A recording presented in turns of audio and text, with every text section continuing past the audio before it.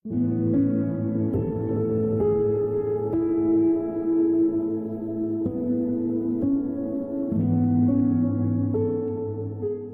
selamat pagi Bapak Ibu Saudara-saudaraku yang dikasihi dalam Tuhan kita Yesus Kristus. Selamat pagi, apa kabar? Semoga semuanya dalam naungan Tuhan dan diberkati oleh Tuhan. Kita berjumpa kembali saudara-saudaraku yang dikasihi Tuhan dalam sapaan firman Tuhan hari ini dari gereja kita HKBP Jalan Lurah Cimahi, Kamis tanggal 10 September tahun 2020. Dan firman Tuhan hari ini tertulis dari Injil menurut Lukas pasal yang ke-17 ayat yang ke-6. Demikian firman Tuhan. Jawab Tuhan, "Kalau sekiranya kamu mempunyai iman sebesar biji sesawi saja, kamu dapat berkata kepada pohon ara ini, terbantulah engkau dan tertanamlah di dalam laut, dan ia akan taat kepadamu." Demikian firman Tuhan. Saudara-saudara, firman Tuhan hari ini mengingatkan kita dalam ada sebuah pasal dalam Alkitab, dalam Yakobus pasal 2 ayat 26. Firman Tuhan berkata, "Sebab seperti tubuh tanpa roh adalah mati, demikianlah juga iman tanpa perbuatan-perbuatan adalah mati." Nah, firman Tuhan ini pada hari ini saudara-saudaraku mengingatkan kita dua hal, yaitu berisi tentang nasihat yang diberikan oleh Tuhan Yesus, bukan hanya kepada para murid-muridnya pada saat itu, termasuk juga pada saat ini kita orang yang percaya.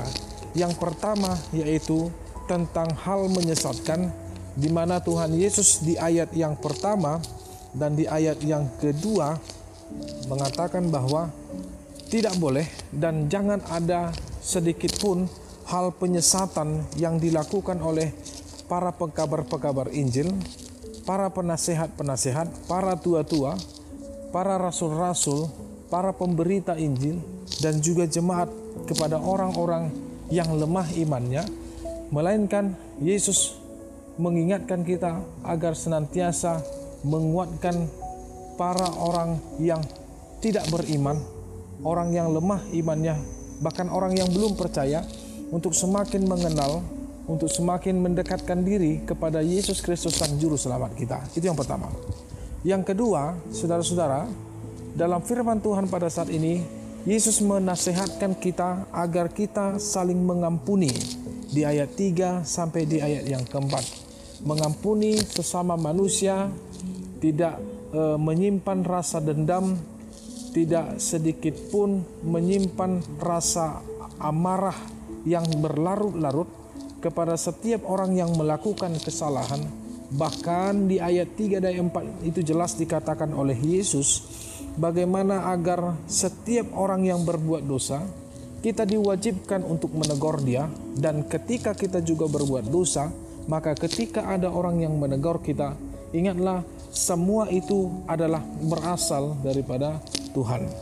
Itu sebabnya dalam ayat 3 dikatakan, jika ia menyesal maka ampunilah dia, dan jika ia berbuat dosa 7 kali sehari, dan ketika dia juga kembali kepadamu 7 kali dengan mengatakan aku menyesal, maka tugas uang utama kita adalah saling mengampuni.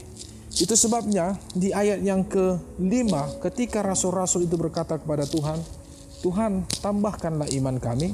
Maka jawab Yesus di ayat 6 ini, "Sekiranya engkau memiliki iman sebesar biji sesawi saja, kamu akan berkata kepada pohon ara ini, terbantulah engkau dan tertanamlah di dalam laut, dan ia akan taat kepadamu."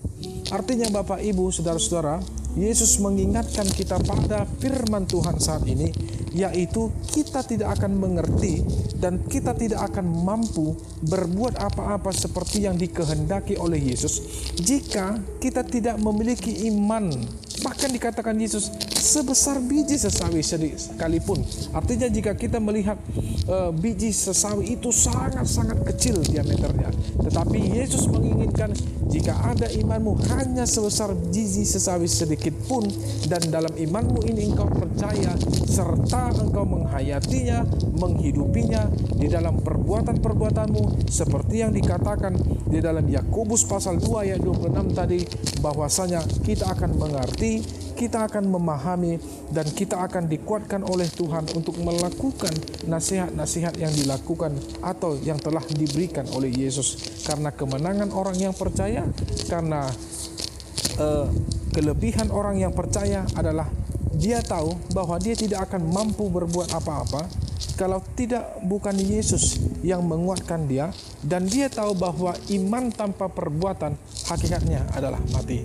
Itu sebabnya saudara-saudara, Tuhan Yesus menuntut kita di dalam iman kita agar berbuah di dalam perbuatan, berbuah di dalam tingkah laku, berbuah dalam hidup kita, menjadi berkat bagi orang lain, menjadi pemberita Injil bagi orang lain, menjadi seorang pengampun kepada orang lain, menjadi sebuah lilin yang membawa cahaya di dalam kegelapan. Itu tugas kita sebagai orang Kristen sampai kapanpun, karena itu adalah nasihat dan perintah daripada Tuhan kita Yesus sendiri. Nah, saudara-saudaraku yang terkasih dalam firman Tuhan pada hari ini, mari kita semakin kuat di dalam iman, terlebih di dalam perbuatan-perbuatan kita, bukan seperti orang yang merasa dirinya tanda kutip sok suci, merasa paling benar, merasa imannya paling kuat, merasa dia sudah masuk ke surga, merasa dia adalah orang yang betul-betul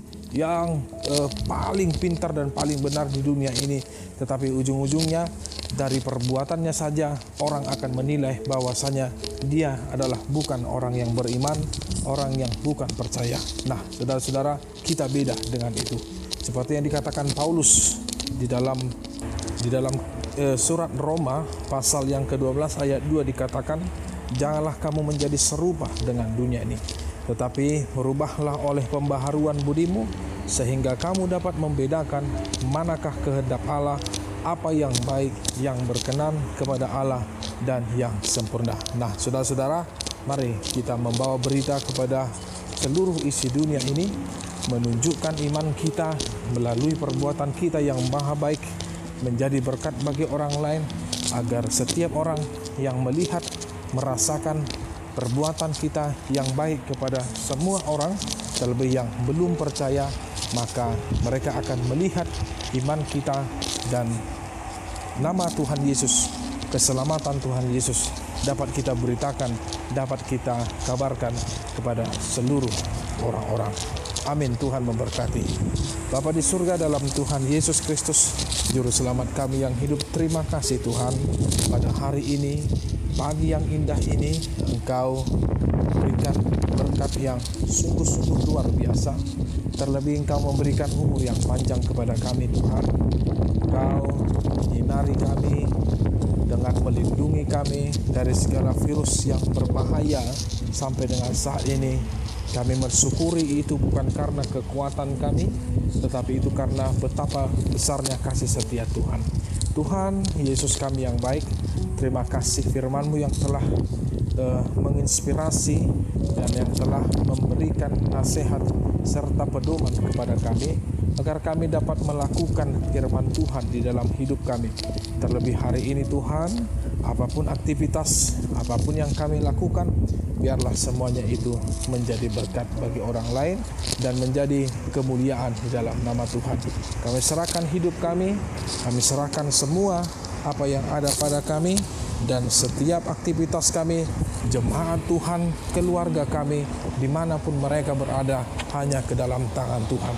Inilah doa kami, ya Allah kami, dalam Yesus Kristus. Kami berdoa dan mengucap syukur.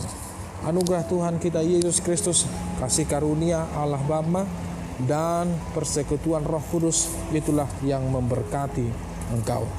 Amin.